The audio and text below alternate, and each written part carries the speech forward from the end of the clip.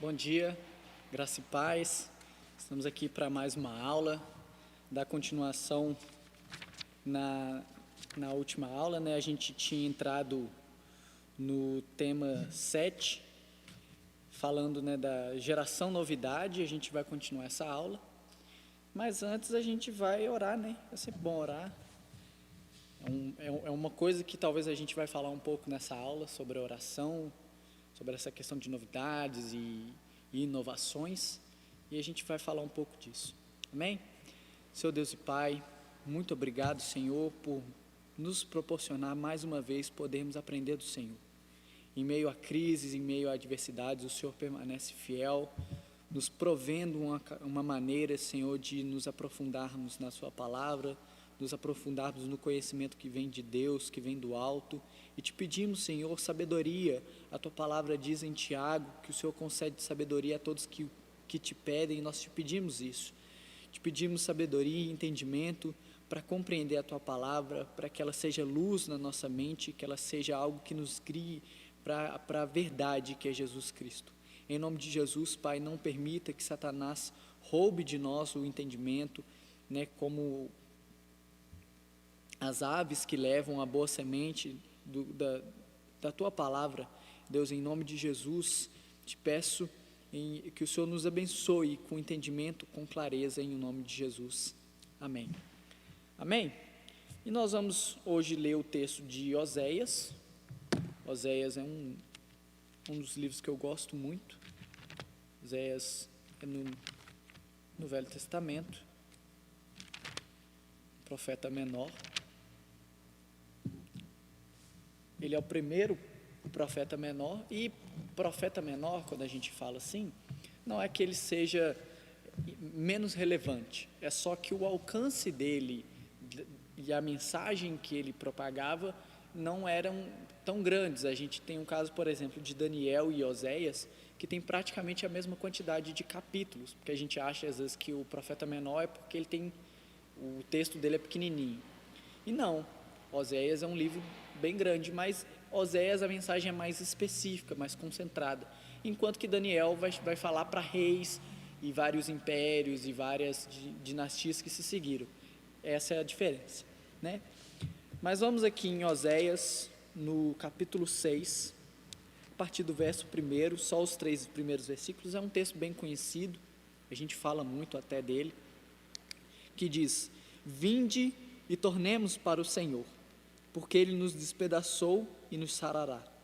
Fez a ferida e a ligará. Depois de 2 dias nos revigorará, e ao 3º dia nos levantará, e viveremos diante dele. Conheçamos e prossigamos em conhecer ao Senhor. Como a alva, a sua vinda é certa, e Ele descerá sobre nós como a chuva seródia que rega a terra. Amém? E como eu falei no começo desse vídeo, nós vamos dar continuidade à aula, e a gente vai continuar falando dessa questão de novidade. Eu recebi algumas mensagens de algumas pessoas, me mandaram no privado, a pessoa não mandou muito no grupo, mas mandou no privado, falando da aula e tal, fazendo alguns comentários. Eu achei muito interessante, e algumas perspectivas sobre essa questão de se viver buscando novidade. Quando eu usar a expressão novidade, eu não quero dizer necessariamente que receber ou ter inovações seja algo ruim, mas a necessidade que nós criamos de sempre buscar coisas novas, buscar sempre inovações, em que as coisas desse mundo sempre precisam estar evoluindo, isso sim é um problema. E é um pouco disso que a gente vai falar antes de entrar no assunto mesmo. Por quê? Na semana passada a gente viu que a gente tem 2 escolhas: ou a gente faz como o mundo, que segue a linha de nós precisamos sempre de novidades, e nós nos tornamos rasos como cristãos, ou a gente pode ser aquilo que nós vamos estudar hoje, o outro tipo de pessoa que não escolhe esse caminho. Mas para isso a gente vai entender um pouco mais por que seguir o caminho do mundo é tão nocivo, e o que isso tem causado no mundo, e tem começado a acontecer já dentro da igreja. quando a gente vê que existe uma necessidade por inovação, e a gente falou de questão, por exemplo, de economia, de comércio, né? Isso sempre impulsiona o consumismo, as pessoas sempre precisam de algo novo, todo ano ela precisa de um carro novo, ou precisa de uma roupa nova, não porque a roupa que ela tinha estragou, mas porque ela precisa estar na moda. E eu não estou aqui criticando quem faz compras, não é isso. Eu estou querendo dizer que as pessoas, elas nem mais pensam por que eu quero comprar algo novo e por que eu quero comprar esse algo novo em específico. É mais uma pessoa que segue uma onda, uma tendência. E isso é consequência de algo que já está acontecendo. A sociedade, porque ela já está envolta nesse pensamento, ela nem para pensar por que ela está comprando, por que ela está consumindo, por que ela está fazendo assim, o assado. Ela simplesmente vai e faz, né? Como eu falei, não é um problema você comprar, eu tenho o sonho de ter isso ou ter aquilo, é algo válido, você pode querer comprar coisas. O problema é quando você vive a partir dessa perspectiva, de que eu preciso trabalhar e ter dinheiro para comprar algo novo. E quando você alcança esse novo, o mundo já lançou algo mais novo ainda. E o que você tem não te satisfaz. E você precisa viver nesse ciclo para alcançar algo que você nunca vai alcançar. E a gente vê isso, como eu falei, no consumismo, a gente vê isso nas relações, não só de afetiva, né, mas também dos pais, das pessoas, dos amigos, as amizades não são mais as mesmas. Justamente porque eu sempre quero algo novo. Agora eu estou indo com um grupinho aqui, depois eu vou com outro grupo ali, e a gente vai assim, seguindo tendências, seguindo novidades. E eu nunca estou satisfeito com o que eu encontro de novo, porque já tem algo mais novo que foi lançado, ou que vai ser lançado, ou que vai sair, e eu não consigo sentir satisfação, e eu sempre preciso de mais.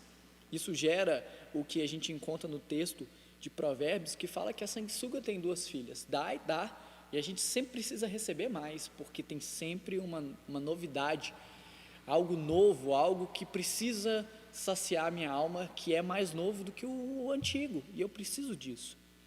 E a gente vai seguindo por esse caminho, e a gente percebe que as relações, elas se desfazem, porque uma vez que a pessoa já não consegue oferecer algo novo, eu largo para lá e vou atrás de alguém que possa me oferecer isso. E é sempre assim que vai, e cada vez mais as coisas duram menos. E esse é o problema. O problema é que quanto mais as coisas duram pouco, elas têm menos relevância. E quanto menos relevância elas têm, tudo se torna um pouco mais relativo. Por quê? Enquanto se dura a relevância, e a gente acha que sabe o que é relevante. O que é relevante? Relevante é quantos views ou quantos seguidores uma pessoa tem, ou o quanto que isso vende ou não, porque se o assunto está no top do que é comentado nessa semana, mas na outra não tem, quer dizer que é menos relevante? Não, às vezes tem relevância. Não é porque deixou de ser novidade que aquilo não é mais relevante. A gente vê a palavra de Deus, e esse é o contraponto, que é algo de mais de 5.000 anos atrás, se a gente for considerar o Velho Testamento, são textos antigos, muito antigos, que continuam tendo relevância e vão ter relevância para sempre, para sempre. E não é porque deixou de ser novidade que não é mais relevante, mas a gente segue essa tendência. E como tudo é menos relevante, a gente supõe que seja, tudo se torna mais relativo. Então, quer dizer que isso é importante? Depende, se está sendo muito comentado, então é importante, se não está sendo mais comentado, já não é mais. Isso aqui não pode ser assim, não pode ser assim essa semana, na outra semana já tudo mudou, agora pode. Antes eu não consigo fazer isso, mas daqui 2 meses eu já consigo. Então nada dura muito tempo, então nada é constante, tudo muda, tudo é inconstante, e essa inconstância gera em nós, cristãos fracos, nós nos tornamos inconstantes, porque no momento que deixa de ser novidade, eu paro de fazer. É por isso que e a gente viu o texto da palavra de Deus, e o texto do versículo 3 fala de conhecer e prosseguir conhecendo. Não termina ali no processo, porque você começou, que é onde a gente volta para outra opção do cristão. O cristão, ele tem a opção de ou aceitar seguir tendências, e por isso que ele é tão fraco naquilo que ele deveria ser muito bom, que é o básico. Por quê? Porque ele passa pelo básico, fala, não, já aprendi, e quer algo novo. Agora eu quero estudar teologia, e começa a estudar um assunto, e vai para outro, mas não se aprofunda no básico. Esse é o problema, nós não nos aprofundamos em nada, e a pessoa que não escolhe esse caminho, ele escolhe continuar aprendendo, mesmo o básico. A gente olha para a palavra de Deus e percebe que ela, mesmo você tendo lido 10 vezes a Bíblia inteira, se você ler a 11ª, você vai encontrar algo novo. A palavra de Deus, ela é viva, por isso nós nos empenhamos em continuar aprendendo dela, nós prosseguimos nos voltando para Deus, e esse é o primeiro tópico que está na lição, que fala de voltar-se a Deus. O que seria voltar-se a Deus? Quando o cristão, ele olha muito para o mundo e percebe que o mundo segue só aquilo que é novo, nós começamos a seguir assim. Então, se essa semana é novidade ou é tendência a gente fazer uma corrente de oração, todo mundo ora. Mas passou isso, já não é mais novidade, as pessoas param, já esquece, já vai fazer outra coisa. Agora a tendência não é orar mais não, agora é você fazer um jejum, e agora vai todo mundo jejuar, e depois, e assim vai, e a pessoa, ela nunca tem uma constância em alguma coisa, porque essas coisas como orar, ler a Bíblia, fazer devocionais, deveria ser constante e não esporádico, não só quando é tendência. E quando o cristão, ele escolhe seguir esse caminho de permanecer, ele consegue aproveitar e passar só novidades, e ele se torna alguém mais completo, e aí as coisas já não são mais tão relativas assim, e esse é um problema da nossa fé hoje. Para nós tudo depende, porque a gente não está tão enraizado assim na verdade, porque se nós nos aprofundássemos na verdade, a gente ia ter uma convicção maior sobre a nossa própria fé. A gente discute temas e daqui a pouco a gente é convencido, não porque o argumento é melhor, é só porque nos falta convicção. Mas por quê? Porque a gente só segue novidade, porque tudo para nós é relativo, mas não para aquele que se volta para Deus, porque Deus não muda, Deus é constante, Deus não precisa ser novo, embora Ele seja novo todo dia, Ele é novo todo dia sendo Ele mesmo. Isso parece contraditório, mas não é. Deus, Ele consegue ser o mesmo e ser novo a cada dia. E quando nós nos voltamos para Deus, e aí você pensa, eu volto para Deus como? Eu volto num sentimento, hoje eu acordei sentindo que eu voltei para Deus. Não, em atitudes. Quais atitudes? O básico. A gente sempre vai falar do básico, de ler a palavra de Deus, não apenas ler. O texto no verso 3 diz de conhecer. Conhecer não é simplesmente assim, eu sei mais ou menos. Se eu te perguntar um assunto que você sabe muito bem aí, cada um conhece uma coisa, mas você pergunta para um guitarrista profissional o que ele conhece. Ele conhece de guitarra, ele conhece de música. Se você pega um chefe de cozinha, o que ele conhece? Ele conhece de facas, ele conhece de panelas, ele conhece de temperos, sabores, ele conhece daquilo, ele tem experiência, ele tem propriedade para poder falar daquilo. Isso é conhecer. Não é você, eu acho que é assim, acho que é assado. Não, então a gente precisa conhecer a ponto de ter convicção daquilo que falamos sobre Deus. E isso a gente alcança pela palavra de Deus, pela leitura, pelo estudo, pelo devocional, pela oração.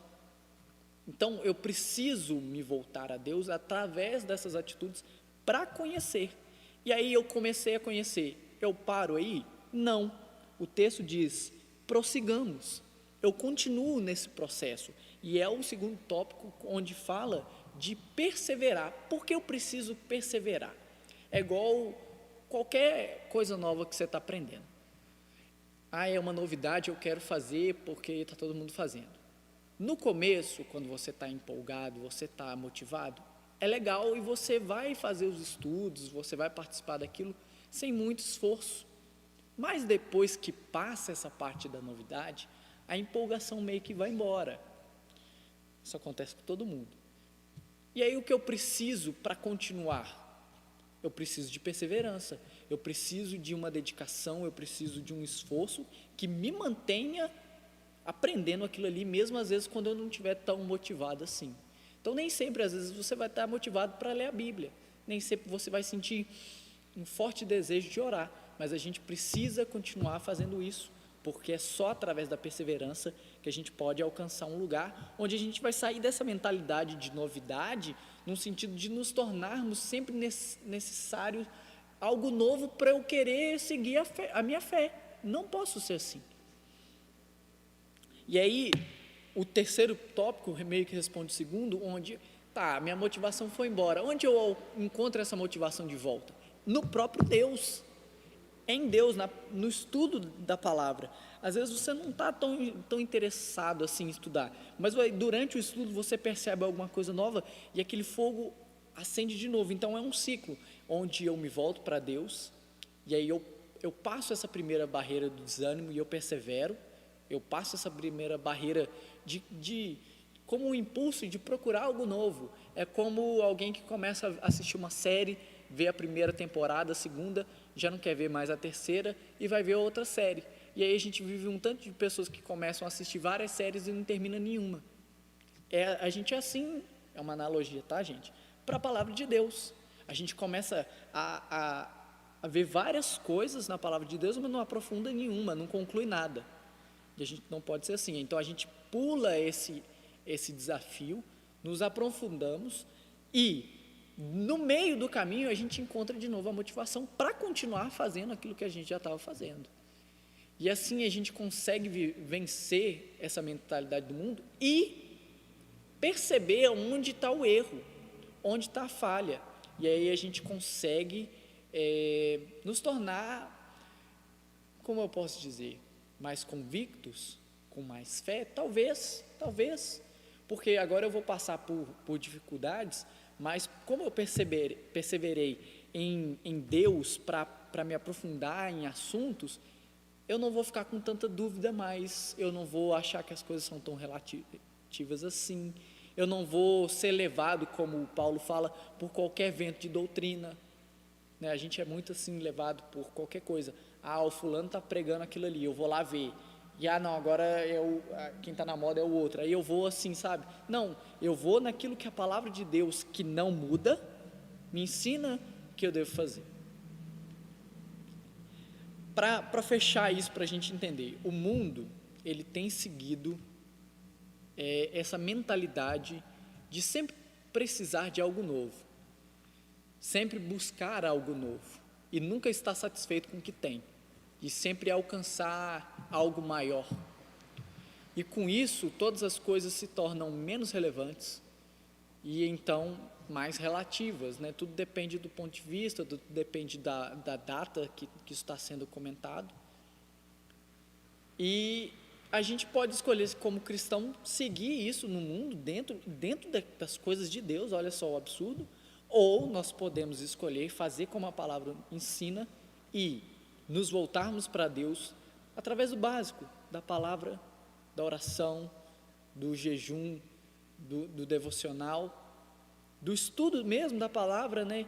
Tem o canal do Jesuscope e ele fala que todo cristão deveria ter uma Bíblia comentada por ele mesmo. Às vezes você ir lá e fazer um comentário do que você entendeu do texto, do que você leu, do que a palavra falou com você, né?